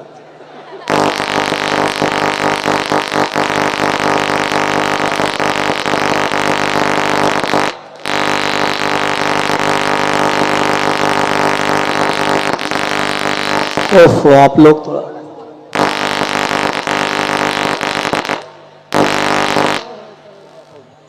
एक्सपर्ट आदमी देखो माशाल्लाह। चलिए चलिए, अगर इससे काम चल रहा तो चलाइए। हाँ, आपकी से अगर गड़बड़ होगा तो आपको पैसा रुक रुक के मिलेगा अगले साल तक। तो सुनिए मेरे भाइयों, उसने क्या कहा? एक चीज है मेरे पास अल्लाह के रसूल, क्या? कहिंदी इजार, एक लुंगी है मेरे पास। और आपने कहा अच्छा नहीं? कहा नहीं नहीं, पुरानी। क्या करते हो? कहा घर पे जाता हूं, सोता हूं तो पहन लेता हूं। लुंगी भी बताई तो कौन सी जो रोज पहन के सोता है? पुरानी। आपने कहा चलो पुरानी भी चल जाएगी, दे दो उसको मेहर में। कहने लगा उसको दे दूंगा तो फिर मैं क्या पहनूंगा? तो आपने कहा फिर बता क्यों रहे हो? तो बता रहा हूं, आधी दे दूंगा फाड़ के। आधी से अगर काम चल जाए तो आधी दे दूंगा, निस्फुल्ली व निस्फुल्ला, आधी मेरे लिए आधी इसके लिए। अल्लाह के नबी ने कहा आधी तो बेकार हो जाएगी, जब फाड़ दोगे तो आधी तो उसके किसी काम की नहीं रहेगी, और आधी में तू भी क्या करेगा? तो उसने कहा मैं कुछ करूं ना करूं, कम से कम कहीं थक जाऊंगा, बिछा के बैठ तो जाऊंगा उस पर, मैं पूरी नहीं दे सकता हूं। अल्लाह के रसूल ने कहा अगर देना हो तो पूरी, तो नहीं देना तो छोड़ दो। कहने पूरी तो नहीं दे सकता हूं, निकाह हो या ना हो। बैठ गया, उठ के जाने लगा। आपने कहा इधर आओ, कहां जा रहे हो? अल्लाह के रसूल कुछ नहीं है, लोहे की अंगूठी तक नहीं, एक लुंगी है, तो आधी आप लेने रहे हैं मेहर मानने के लिए, तो हम क्या करेंगे? जा रहे हैं, खेती बाड़ी करेंगे, जा रहे हैं अपने बाग में। अल्लाह के नबी ने कहा इधर आओ, ये बताओ तुम्हें कुरान कितना याद है? सब लोग सुनिएगा, आए है शरीयत देखिए, आसानी देखिए, तुम्हें कुरान कितना याद है? कहा अल्लाह के नबी सल्लल्लाहु अलैहि वसल्लम मुझे कुरान की सूरह मुल्क याद है, सूरह हश्र याद है, सूरह जुमा याद है, सूरह मुनाफिकून याद है, सूरह क़यामा याद है, सूरह दहर याद है, सूरह नबा याद है। इतनी सूरतें याद है तुमको? हाँ। आपने उस औरत से पूछा, औरत इस आदमी के पास नकद देने के लिए कुछ नहीं है, क्या कुरान की ये सूरतें तुझे याद हैं? उसने कहा नहीं। आपने फरमाया अगर कुरान की ये सूरतें वो तुझे सिखला दे और तुझे याद करा दे और यही तेरा मेहर हो जाए, तो क्या इस मेहर को तू कबूल करती है? क्या कुरान की इन सूरतों को अपना मेहर मानने के लिए तैयार है? कहने लगी अल्लाह के नबी, जिसके निकाह में कुरान की सूरतें मेहर बन जाएं, उससे ज्यादा पाकीज़ा और बाबरकत निकाह किसका हो सकता है? मुझे ये सूरतों का मेहर बनाना पसंद है। आपने उस औरत का निकाह वहीं पढ़ा दिया। सुनो, जिस औरत के मां बाप न हो, जिस औरत का भाई ना हो, चचा ना हो, कोई ना हो इस दुनिया में, तो निकाह पढ़ाने वाला काजी ही उसका वली बनेगा। बगैर वली के औरत निकाह नहीं कर सकती है। याद रखिए, बाप जिंदा है तो बाप ही वली बनेगा। बाप अगर पागल है दिमागी तौर पर तो फिर चचा वली बनेगा, और चचा नहीं है तो बेटा नहीं, लड़की का भाई वली बनेगा। बहरहाल खून का कोई रिश्ता हो वही वली बनेगा। इसके बिना अगर कोई लड़की शादी करती है तो वो हराम मानी जाएगी। अगर अपने माँ बाप से भागकर कोर्ट मैरिज करके रह रही है तो अल्लाह की कसम हराम है रिश्ता। अपने घर से भागकर दूसरे मोहल्ले में चली गई और दूसरे मोहल्ले की मस्जिद का इमाम ने लड़के का निकाह पढ़ा दिया, 1,00,000 मर्तबा भी निकाह पढ़ाए, अगर लड़की के बाप की, भाई की या चचा की इजाजत नहीं है तो निकाह 1,00,000 बार भी पढ़ा दिया जाए तब भी वो हराम माना जाएगा। जितने दिन वो मिलेगी अपने हस्बैंड से वो जिनाकारी होगी, और जो बच्चे पैदा होंगे वो सारे के सारे नाजायज बच्चे कहलाएंगे। बच्चों के पैदा होने के बाद उन बच्चों को अपने बाप की विरासत से हक नहीं मिलेगा, इसलिए कि जब वो बाप निकाह ही हलाल नहीं, जब बच्चे ही जायज नहीं, तो अपने बाप की विरासत में हक भी नहीं रखते हैं, हक भी उनको नहीं मिलेगा। बहुत लंबी दास्तान है, अगर एक मसले को छेड़ दिया तो 2 घंटे उसी में लग जाएंगे हल कराते हुए। मेरे भाइयों, इसलिए हम मसलों से बचते हुए असली बात पे आ रहे हैं। इसलिए समाज की लड़कियां सुन लें, अगर ये कदम उठाती हो और दूसरे मोहल्ले में कोई आदमी बुजुर्ग, हाजी साहब मैं मेरी बेटी बन जाओ, तेरे मुंह से कहने से बेटी हो जाएगी तेरी। दूसरे मोहल्ले में गए, वहां के एक हाजी साहब खड़े हुए, कहने लगे चलो तुम्हारे बाप ने नहीं बैठ रहे तो क्या मैं तुम्हारा बाप हूं, हाँ इजाजत है, निकाह पढ़ा दो, तेरे कहने से हो जाएगा, ये हराम ही रहेगा। और मौलवी जर्जीस जैसा कोई बैठ जाए, अल्हम्दुलिल्लाह नहमदु व नस्तईनु व नस्तगफिरु 1,00,000 मरतबा भी दुआ पढ़ दे, या अय्युहल्लज़ीना आमनु तक़ुल्लाह हक़्क़ तुक़ाती, और या अय्युहन्नासु तक़ू रब्बकुमुल्लज़ी ख़लक़कुम मिन नफ़्सिन वाहिदा, या अय्युहल्लज़ीना आमनु तक़ुल्लाह व क़ूलू क़ौलन सदीदा, 1,00,000 मरतबा भी अगर आयतें पढ़ देंगे तब भी हराम रहेगा, रिश्ता हलाल नहीं हो सकता है। मामूली चीज समझ रखिए।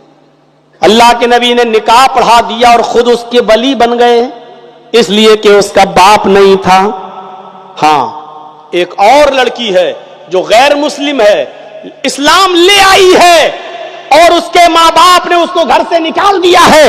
उसके बाप तो हैं, माँ तो है, भाई तो है, चचा तो है, लेकिन वो अपने घर में नहीं जा सकती है और इस्लाम को छोड़ भी नहीं सकती है। अब वो किसी मुस्लिम लड़के से शादी करना चाह रही है। ऐसी सूरत में निकाह पढ़ाने वाला काजी उसका वली बनेगा और कहेगा कि हाँ मैं इजाजत दे रहा हूं, मैं निकाह पढ़ा रहा हूं और मैं इसका वली हूं, इसलिए कि अब इसके माँ बाप तो इसका वली बन नहीं सकते और ये इस्लाम छोड़ नहीं सकती, इसलिए निकाह पढ़ाने वाला काजी वली बनेगा और वही उसका निकाह पढ़ाकर उसकी रुखसती भी कर देगा। ये जायज है, ये शरन ठीक है। तो मेरे प्यारे साथियों, लेकिन जिसका बाप है मुस्लिम लड़की और बाप है, भाई है, चचा है और वो भाग गई है और दूसरे इलाके में जाकर वहां किसी को अपना बाप बनाकर शादी करना चाहती है, तो लाख वो गवाही दे उसका निकाह जायज नहीं होगा, लाख मौलाना कलमा पढ़ ले उसका निकाह जायज नहीं होगा। ये इस्लाम के अंदर संजीदगी है कि उसका निकाह हो गया और वो चली गई, कुरान की सूरतों को महर बना दिया गया है। ये संजीदगी देखिए, न वो बारात आई, न हल्दी मली गई, न उबटना मला गया, न सालियां आई अपने जीजा के हाथ में अंगूठी पहनाने के लिए, न देखने का कोई रस्म रवाज चला, न इधर से चोर आए न उधर से डाकू।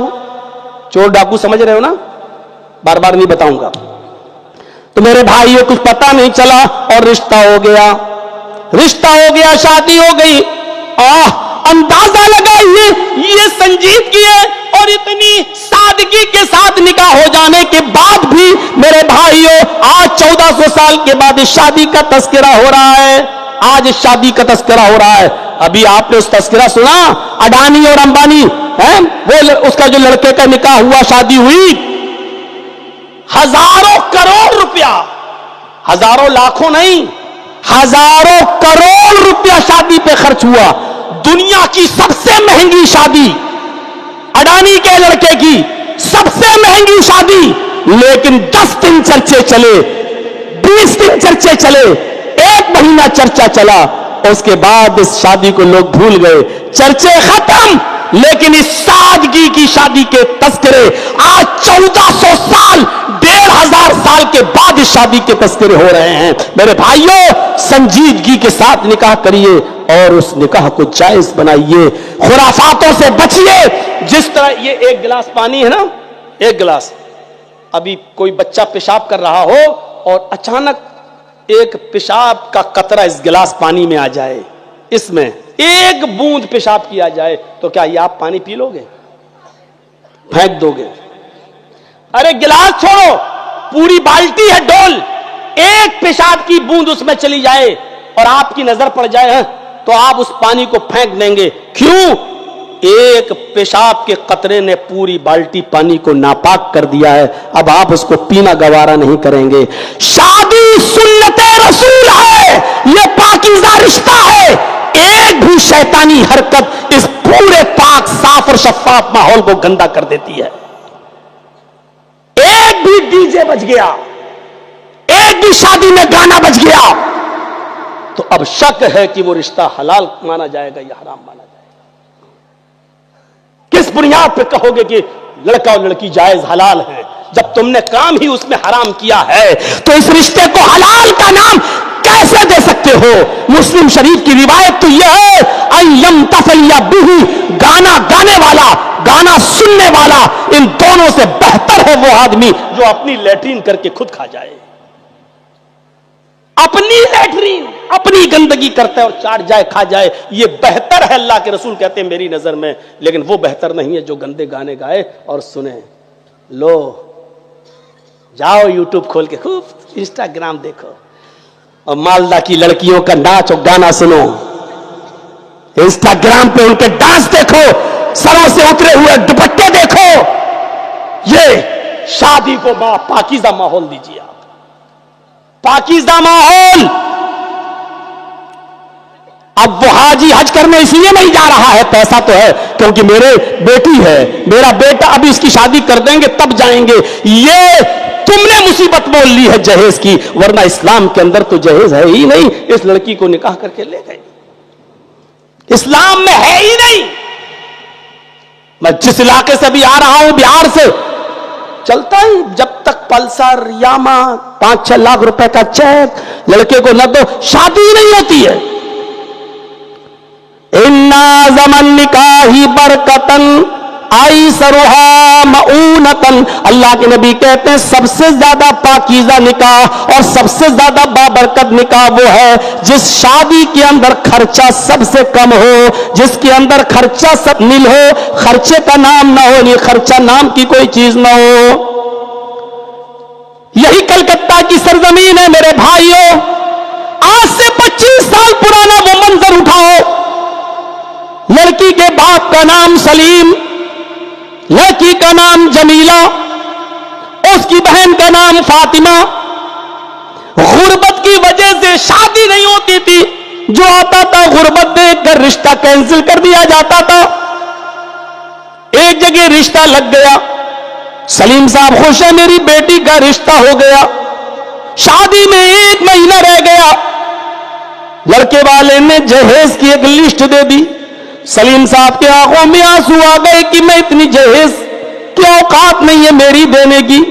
रिश्ता टूट गया और उस लड़के का रिश्ता एक ऐसी लड़की के साथ हो गया जो सरकारी नौकरी करती थी। जब सरकारी नौकरी वाली लड़की उसको मिली तो इसने सलीम साहब की बेटी से रिश्ता कैंसिल कर दिया।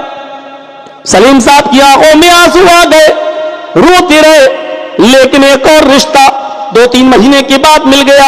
उसने ये शर्त लगा दी कि मुझे 1 रुपया भी नहीं चाहिए, जो कपड़े पहने होगी उसी कपड़े में तुम विदा कर देना, मुझे 1 रुपया भी नहीं चाहिए, बगैर जहेज के शादी हम करेंगे और शादी सुन्नत रसूल के मुताबिक होगी।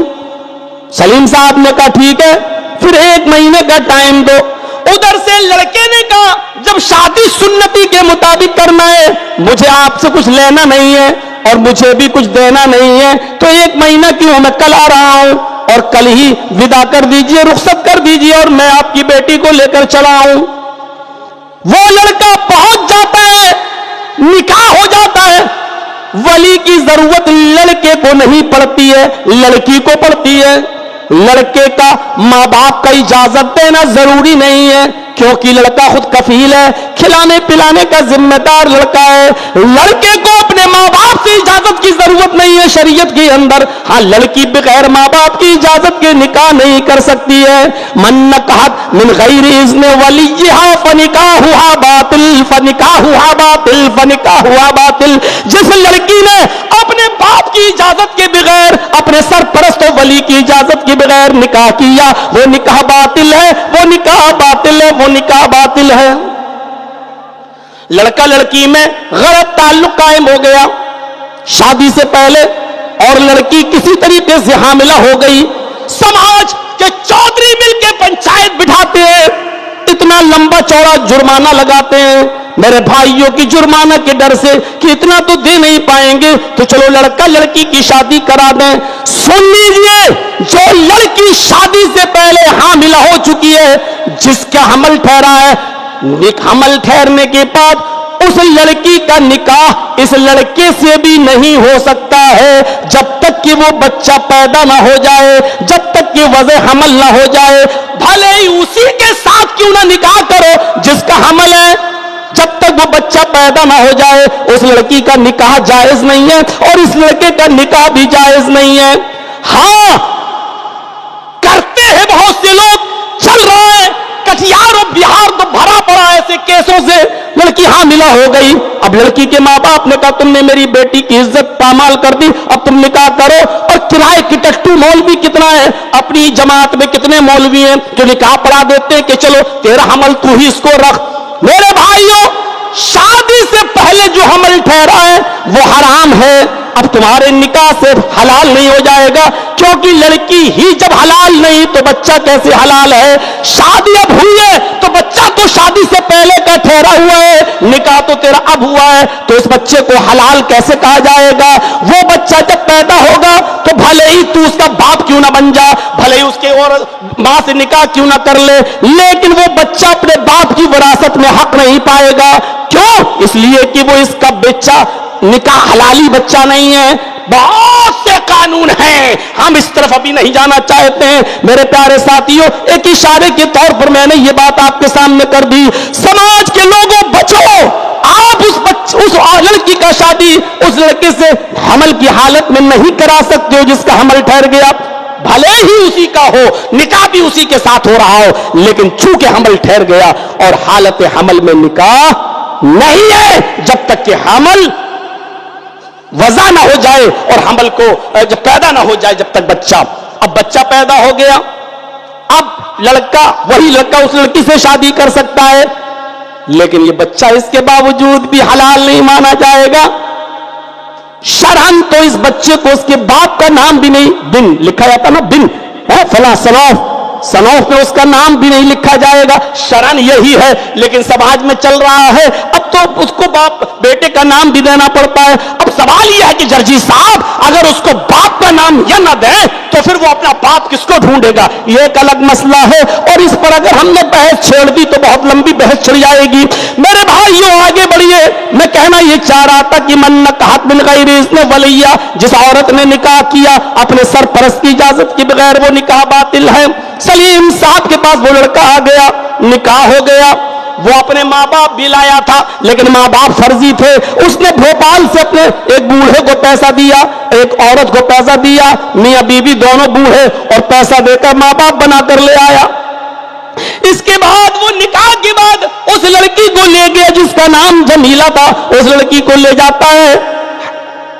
भोपाल उतरने वाले ये बूढ़े लोग उतर जाते हैं और लड़की को अपने साथ हैदराबाद ले जाता है। 3 दिन इस लड़की ने उस लड़की को अपने पास रखा और 3 दिन के बाद हैदराबाद की एक 5 स्टार होटल में इस लड़की को 20,000 रुपए में नीलाम कर देता है। 20,000 रुपए में बेच दिया इस लड़की को और भाग गया। वो रोती रही, वो चीखती रही। जो लड़का उसके पास आता होटल के मालिक को पैसा देकर, वो उसके सामने हाथ जोड़ती थी, गिड़गिड़ाती थी कि मैं ऐसी नहीं हूं, मेरे साथ धोखा हुआ है, लेकिन जिसने पैसा खर्च किया वो क्यों छोड़ेगा। मालिक अलग मारता था। इसी हाल में कई दिन गुजर गए, पता नहीं किसी लड़के को उसके ऊपर रहम आ गया। जब उसने हाथ पैर जोड़े तो कहने लगा तुम घबराओ नहीं, तुम परेशान लगती हो, तुम मुझे अपनी पूरी दास्तान बताओ। उसने रो रो कर अपनी दास्तान सुनाई। उसने कहा मैं तेरा भाई हूं, मारो गोली, जो पैसे मेरे मालिक के पास गए जाने दो, बताओ मैं तुम्हारे घर क्या खबर पहुंचाऊं। उस लड़की ने कहा तुम उधर मुंह करके लेट जाओ, मैं एक लेटर लिखती हूं और इस लेटर को मेरे घर पहुंचा देना। उसने एक लेटर लिखा, पढ़ी लिखी थी, और लेटर लिखने के बाद उसने उस लेटर को चिपका दिया और उस लड़के को रात में ही दे दिया कि तुम चले जाओ और सुनो, ये लेटर मेरे घर मेरे बाप के हाथ में देना, और तुम्हें कसम देती हूं, अल्लाह का वास्ता देती हूं, इस लेटर को तुम पढ़ना नहीं। उसने कहा ये तुम्हारी अमानत है, मैं क्यों पढ़ूंगा। उसने उस लेटर को पकड़ा, रात ही में वो निकल गया اور جو ٹرین کلکتہ سے حیدرآباد سے کلکتہ آنے والی تھی اسی ٹرین میں بیٹھ جاتا ہے. 2 دن کے بعد وہ کلکتہ اترتا ہے. ایڈریس اس کو لڑکی دے چکی تھی, وہ ایڈریس کے مطابق آتا ہے, اور گھر تلاش کر کے سلیم کے گھر پہنچ جاتا ہے. دروازے کو دستک دیتا ہے, سلیم صاحب دروازہ کھولتے ہیں. دروازے پر اجنبی آدمی کو دیکھتے ہیں. کہا کہ مجھے تمہاری بیٹی جمیلہ نے بھیجا ہے اور یہ لیٹر تمہیں دیا ہے. باپ کے چہرے پر مسکراہٹ آ گئی, میری بیٹی کا پہلا لیٹر آیا ہے. اس نے لڑکے کو اندر بلایا اور یہ خبر جب گھر کے لوگوں کو پتا چلی تو آس پاس کی سہیلیاں بھی آ گئیں. کہنے لگی لیٹر پڑھ کے سناؤ, جمیلہ کیا بتا رہی ہے, اس کی خیریت کیسی ہے, خوش تو ہے, ذرا بتاؤ تو صحیح. جانے کے بعد بھول گئی ہمیں. باپ نے لیٹر کھولا, ماں اس جمیلہ کی اسی کے پاس بیٹھی ہوئی ہے اور چھوٹی بہن فاطمہ بھی بیٹھی ہوئی ہے, محلے کی سہیلیاں بھی بیٹھی ہوئی ہے. یہاں لیٹر پڑھا جا رہا ہے, پیارے ابو جان السلام علیکم, امید کیا آپ خیریت سے ہوں گے. میری خیریت اللہ کے حوالے. ابو جان آپ نے میرا رشتہ کر دیا ہے ایک لڑکے سے جو حیدرآباد کا رہنے والا ہے. آپ سمجھ رہے ہوں گے کہ وہ فرشتہ ہے, لیکن میں کیسے سمجھاؤں کہ وہ فرشتہ نہیں, پرلے درجے کا شیطان ہے. ابو جان اس نے 3 دن مجھے اپنے پاس رکھا اور اس کے بعد اس نے مجھے 20,000 روپے میں نیلام کر دیا, 20,000 روپے میں بیچ دیا. میری عزت چھلنی چھلنی ہو چکی ہے, میری عصمت دری ہو چکی ہے. مجھے بھوکے بھیڑیوں نے نوچ نوچ کے کھا لیا ہے. آئے میرے ابو جان, کیا میں آپ کے اوپر اتنی بڑی بوجھ بن گئی تھی کہ آپ لڑکے کی حقیقت بھی تلاش نہ کر سکیں. آپ ایک دن حیدرآباد میں آ کر لڑکے کی گھر و مکان اور اس کے ماں باپ کو بھی نہ جان سکیں. کیا میں اتنی بھاری ہو چکی تھی کہ آپ نے جیسی دین کا نام لیا اور اس کے ساتھ آپ نے میرا نکاح کرا دیا. اے ابو جان, اب میں اپنا کون سا چہرہ لے کر آپ کے پاس آؤں, میں اپنی سہیلیوں کو کون سا منہ دکھاؤں, میں اپنی چھوٹی بہن کے سامنے کون سا چہرہ لے کر آؤں. اے ابو, میں آپ کو بتانا بھی نہیں چاہتی تھی, لیکن لیٹر اس لیے لکھ رہی ہوں کیونکہ میں اپنی ایک چھوٹی بہن فاطمہ کو چھوڑ کے آئی ہوں, کل اس کی بھی شادی ہوگی. اے ابو, کہیں ایسا نہ ہو کہ جو دن مجھے دیکھنا پڑ رہا ہے کل اس کو بھی دیکھنا پڑے. اس لیے میری ایک نصیحت ہے. اے ابو جان, میں حکم دینے والی آپ کو کون ہوتی ہوں. اے ابو جان, ایک نصیحت میری مان لینا, چھوٹی بہن فاطمہ کے لیے آج سے ہی محنت کرنا شروع کر دو اور اتنا مال کما لو, اتنا مال کما لو. آگے والے جملے جو بتانے میں مجھے بھی بڑی شرم آتی ہے, لیکن شرم اب کس بات کی ہے. اس نے لکھا اتنا کما لو, اتنا کما لو کہ جب میری بہن فاطمہ کا رشتہ کوئی لے کر آئے تو وہ کتا جتنی ہڈیاں مانگے اس کتے کے سامنے اتنی ہڈیاں ڈال دینا تاکہ میری بہن کو وہ دن نہ دیکھنا پڑے جو مجھے دیکھنا پڑ رہا ہے. اے ابو جان, اب میں اپنی ناپاک شکل اپنے گاؤں میں لے کر نہیں آنا چاہتی. آپ کی بہن, آپ کی بدنصیب بیٹی جو آپ کی نہیں, ہاں اس میں جملہ بھی لکھا تھا. اے ابو جان, صبح کا سورج نکلنے سے پہلے میں نے اپنا پھندا دوپٹہ پنکھے میں لٹکا رکھا ہے اور صبح کا سورج نکلنے سے پہلے آپ کی بیٹی دنیا چھوڑ چکی ہوگی. مجھے معلوم ہے کہ خودکشی حرام ہے, لیکن میرا اللہ جانتا ہے ایسی دلدل میں ایسی زندگی گزارنے سے بہتر میرا مر جانا ہے. اے ابو جان, آخر میں آپ کی بیٹی جمیلہ بدنصیب جو آپ کی نہ ہو سکی اور اس نے ہمیشہ ہمیش کے لیے دم توڑ دیا, پھانسی کے پھندے پر لٹک کر اس نے اپنی جان دے دی. کیا کہیں گے آپ, کون ذمہ دار ہے اس لڑکی کی خودکشی کا؟ سماج, سوسائٹی, جو سامان دکھا دکھا کر دیتے ہیں شادی کے موقع پر. غریب کی لڑکی جب اس شادی کے سامان کو دیکھتی ہے تو اس کی آہ نکلتی ہے, میرے ماں باپ اتنا سامان کہاں سے لائیں. جتنی بھی لڑکیاں خودکشی کر کے جہیز نہ ہونے کی وجہ سے خودکشی کر رہی ہیں, इन लड़कियों के गुनाह के साथ साथ ये गुनाह उन अमीरों की खोपड़ी पे भी डाला जाएगा जो अपनी बेटियों की शादी में लंबा चौड़ा जहेज दिखा दिखा के देते। कहां हैं आप? हालात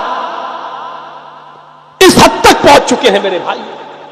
मैं मिल चुका हूं सलीम साहब से, मैं अच्छी तरीके से जानता हूं एक बाप का दर्द। पूछो उस आदमी से क्या गुजरती है उसकी। एक तो वाकई, उस वाकई को भी अपने सामने रखिए। बहुत बड़ा हिंदुस्तान का शायर जिसका नाम था मीर तकी मीर। कैसा शायर, तोती बोलती थी उसकी, कोई बेटा नहीं, सिर्फ एक बेटी उसकी। अपनी बेटी की शादी के लिए रिश्ता ढूंढने लगा, एक रिश्ता पसंद भी आ गया। मीर तकी मीर ने अपनी बेटी से पूछा, मीर तकी मीर की बेटी भी राजी थी, रिश्ता तय हो गया। पूरे 1 साल तक रिश्ता लगा रहा और जब 1 महीना रह गया शादी में तो लड़के ने एक लिस्ट भेज दी मीर तकी मीर के पास कि मुझे ये चाहिए, अगर आप दे सके तो ठीक, वरना अपनी बेटी के लिए कहीं और रिश्ता देख लो। मीर तकी मीर ने उस लेटर को पढ़ा और पढ़ने के बाद सोचा तो इस नतीजे पे पहुंचे, लड़का अच्छा है, मेरी एक ही बेटी है, चलो दुकान बेच देते हैं, चलो घर भी बेच देते हैं, लड़के की फरमाइश पूरी कर देते हैं। अब हमारी जिंदगी के दिन भी कितने रह गए हैं, बेटी कम से कम खुश रहेगी। बेटी को नहीं बताया और लड़के के लिए वो डिमांड पूरी करने के लिए उन्होंने अपनी दुकान बेच दी, अपना घर भी बेच दिया और बेचकर पैसा भी ले लिया। लेकिन जिसको अपना घर बेचा उस आदमी से इतना था कि मुझे अपनी बेटी की शादी के दिन तक के लिए वो घर में रहने दो, मेरी बेटी की शादी हो जाएगी, रुखसती हो जाएगी, उसके बाद 2-4 दिन के बाद मैं और मेरी बीवी हम दोनों उस घर को छोड़ देंगे और कहीं रेंट पे, कहीं किराए पे रह लेंगे, कहीं झोपड़ी में रह लेंगे। उसने कहा ठीक है, हम आपकी बेटी की शादी के 10 दिन के बाद आपसे घर खाली कराएंगे, आप तब तक रहिए। इधर घर की कीमत मिल गई, उधर दुकान की कीमत मिल गई और लड़के ने जो डिमांड की थी वो सारी की सारी चीजें आ गई। इधर वो दिन भी आ गया, शादी की तारीख भी आ गई और लड़का बारात भी लेके आ गया। इधर निकाह भी हो गया, खाना भी खिला दिया गया। अब आखिरी रस्म पूरी हो रही है, लड़की को लाल रंग के जोड़े में तैयार किया गया, उसको दुल्हन बनाया गया। मेरे भाइयों, जब वो लड़की दुल्हन बन के तैयार होती है और जब लड़के की बहनें और लड़के की खाला जब उस लड़की को दुल्हन बनाकर गाड़ी में बिठाने के लिए ले जा रही है, तब लड़की अपने बाप, उसका भाई तो था ही नहीं, ना और बहनें अपने बाप के गले से चिपक कर रोती है, कभी अपनी मां से गले से चिपक कर रोती है। और जैसे ही वो अपने बाप के गले से चिपक कर रोई, बाप ने कहा बेटी इसमें रोने की क्या बात है, तुम तो अच्छे घर में जा रही हो, आराम से रहोगी, मेरी बेटी तुम्हें नया घर मुबारक हो, मेरी बेटी तुम्हें ससुराल मुबारक हो, अब तुम जाओ और तुम्हारी ये माँ है, अरे लड़के की माँ, तुम्हारी माँ अब ये तुम्हें लेकर गाड़ी में बैठेगी या लड़के की बहन तुम्हें लेकर गाड़ी में बैठेगी, जाओ और ससुराल का ख्याल रखना, अपने सास ससुर का ख्याल रखना, शौहर का ख्याल रखना। ये कहकर उसने अपनी बेटी को विदा कर दिया। रोते हुए उसने अपने बाप के सीने से अपना सर हटाया और लड़के की बहन के साथ ये गाड़ी में बैठने जाने लगी। इतने में उसकी एक सहेली आई, वो अपनी सहेली के गले से चिपक कर रोने लगी। होता है सहेली, मेरी सहेली, अब हम अपने ससुराल जा रहे हैं, तुम यहां रहोगी। वो सहेली अपने गले से लगाती है और कान में कहती है, आए मीर तकी मीर की बेटी, आए मेरी दोस्त, आए मेरी सहेली, शादी तुझे आबाद हो, शादी तुझे मुबारक हो, तेरा घर तो आबाद हो गया लेकिन तेरा बाप बर्बाद हो गया। उसके मुंह से बस इतना निकला, मेरी सहेली तेरा घर तो आबाद हो गया लेकिन तेरा बाप बर्बाद हो गया। वो अलग ले गई रोते हुए। मेरी सहेली, तुम्हें दोस्ती का वास्ता, मुझे बताओ क्या हुआ। उस सहेली ने रोते हुए बताया, तुम्हें नहीं पता? नहीं,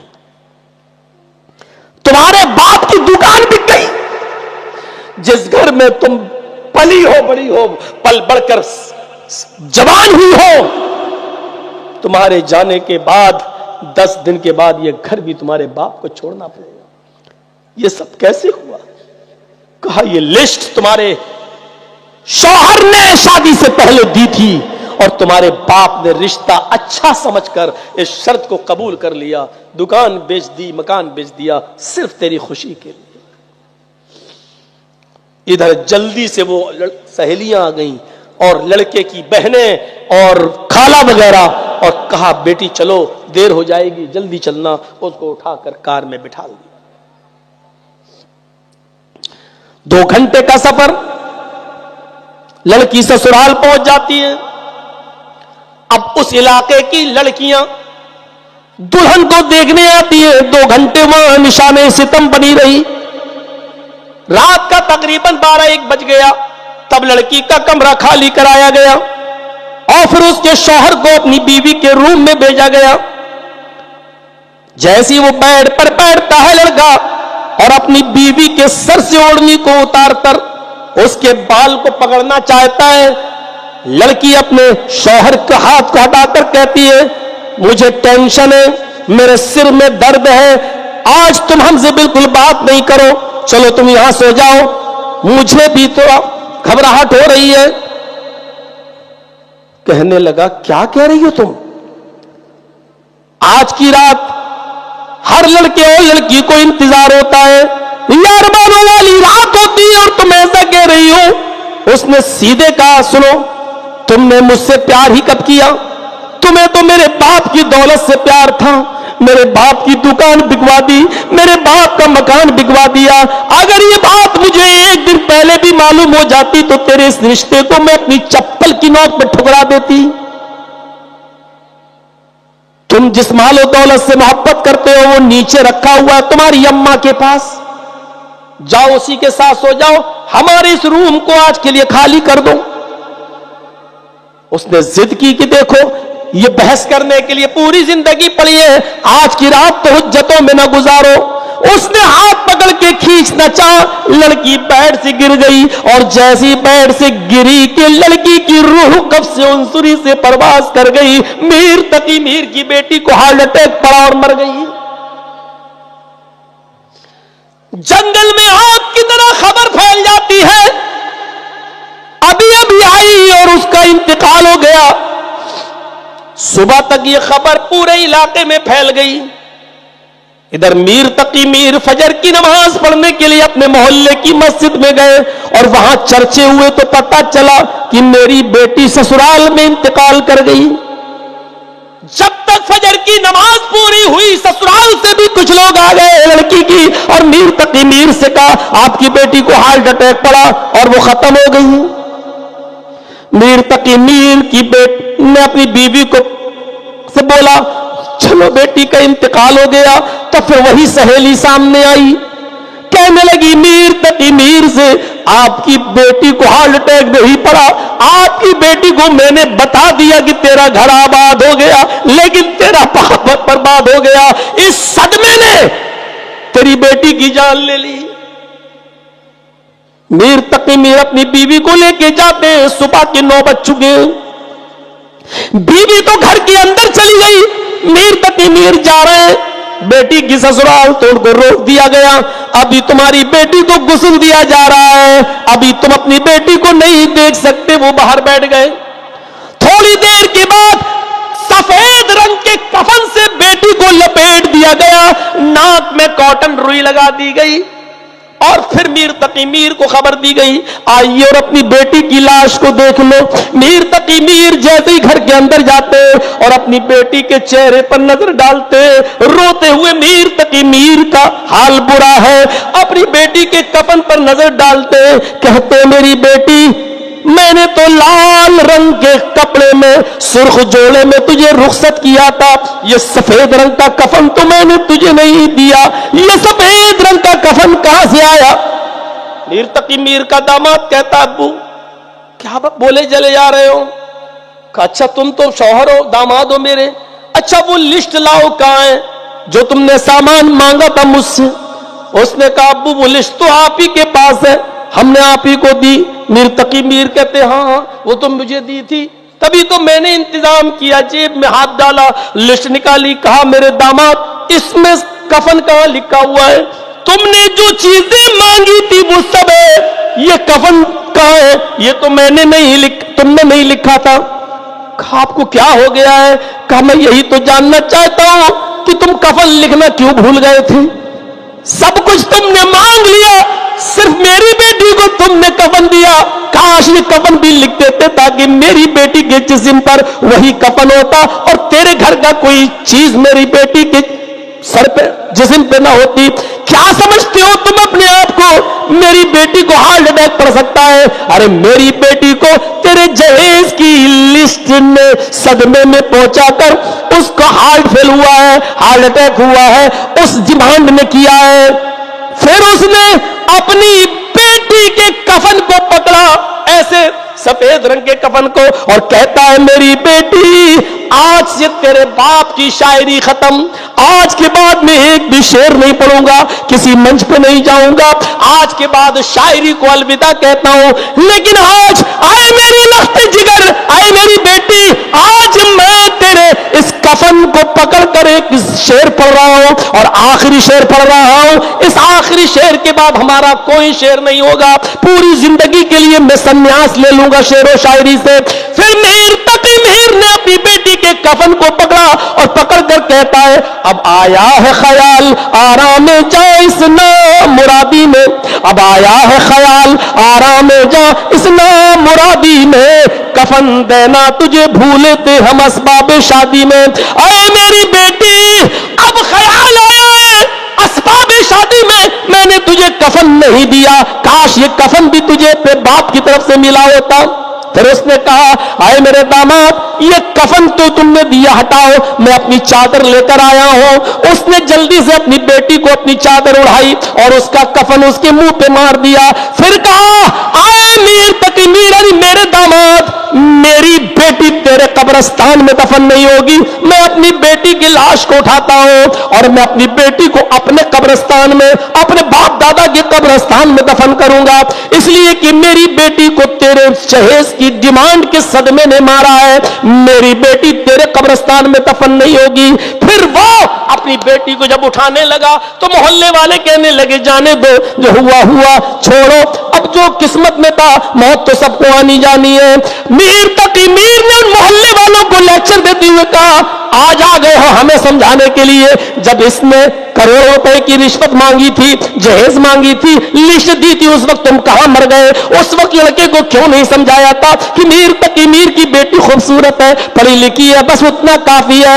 جب جہیز مانگا جا رہا تھا تو تمہاری آتما کہاں مر گئی تھی، تمہارے ضمیر کہاں مر گئے تھے جو لڑکے کو نہ سمجھا سکے؟ اور آج میری بیٹی مر گئی اور اس کو لے کر جب ہم اپنے قبرستان میں جانے لگے تو ہمیں سمجھانے کے لیے آ گئے۔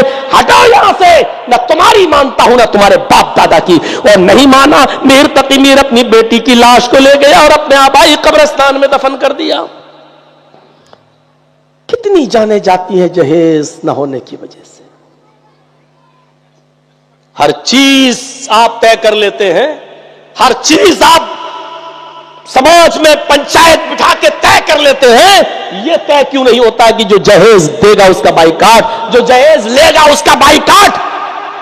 اس علاقے کے اور اس بستی کے مولوی یہ طے کیوں نہیں کرتے کہ جہاں جہیز لیا اور دیا جائے گا وہاں ہم نکاح پڑھانے کے لیے نہیں جائیں گے؟ یہ سب پنچایتوں میں طے کیوں نہیں ہوتا ہے؟ ابھی کوئی لڑکا لڑکی لے کے بھاگ جائے، ابھی پنچایت بیٹھ جائے گی اور اس کو اتنی سزا، اس کو اتنی سزا، ساری سزا لڑکے کو دی جاتی ہے، 5 لاکھ جرمانہ دو، تم لے کے بھاگے۔ ارے لڑکی کی مرضی نہ ہوتی تو لڑکا لے کے بھاگتا، لڑکی کی مرضی بھی بھاگنے میں شامل ہے، لیکن سزا صرف لڑکے کو دی جاتی ہے۔ 2 لاکھ 3 لاکھ 5 لاکھ کا جرمانہ، یہ کون سا فیصلہ ہے؟ اور ایسا فیصلہ جس پنچایت میں ہوتا ہے قیامت کہ ادھر اللہ کی पंचायत में आए पंचायतियों तुम्हें घसीटा जाएगा, सिर्फ लड़के पर जुर्माना लगाकर लड़की को आजाद कर देते हो। अल्लाह के आजाब से डरो, कयामत के दिन तुम उसके फैसले से नहीं बच सकते हो। इंसाफ करो तो साफ इंसाफ करो। जब कुरान हमें यह बता रहा है कि लड़के और लड़की में जब गलत काम होता है तो उसमें लड़की की जिम्मेदारी ज्यादा होती है। जब लड़का लड़की एक दूसरे को लेकर भागते हैं तो उसमें लड़की का किरदार ज्यादा होता है। तो आप सिर्फ लड़के को सजा देने वाले कौन होते हो? जब कुरान ने यह कहा है अज़्ज़ानियतु वज़्ज़ानी फजलिदू कुल्ला वाहिदतिन मिनहुमा, नियत जल्दा, जिनाकार लड़की और जिनाकार लड़के दोनों को 100 कोड़े मारो। पहले लड़की का लफ्ज, बाद में लड़के का लफ्ज। पहले लड़की के लिए कहा जिना करने वाली लड़की, बाद में कहा जिना करने वाला लड़का। दोनों को 100 कोड़े मारो। अगर शादीशुदा नहीं है तो, कुआरे है तो 100 कोड़े मारो। कुरान ने यह बताकर हमें यह मैसेज दिया है कि जब भी गलत काम होगा तो लड़के से ज्यादा लड़की उसकी जिम्मेदार होगी। अगर लड़की न चाहे तो लड़का किसी लड़की के साथ जबरदस्ती कर ही नहीं सकता। अगर लड़की भागने पर तैयार ना हो तो लड़का किसी लड़की को जबरदस्ती भगा नहीं सकता।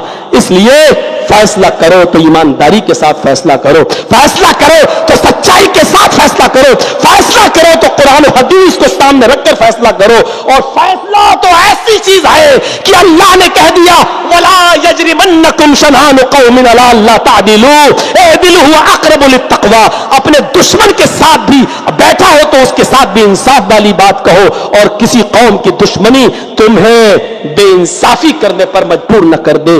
इसलिए दुश्मनी मत देखो, ये मत देखो ये मेरा दुश्मन है और फैसला उसके खिलाफ कर दो। दुश्मन के साथ भी इंसाफ होना चाहिए।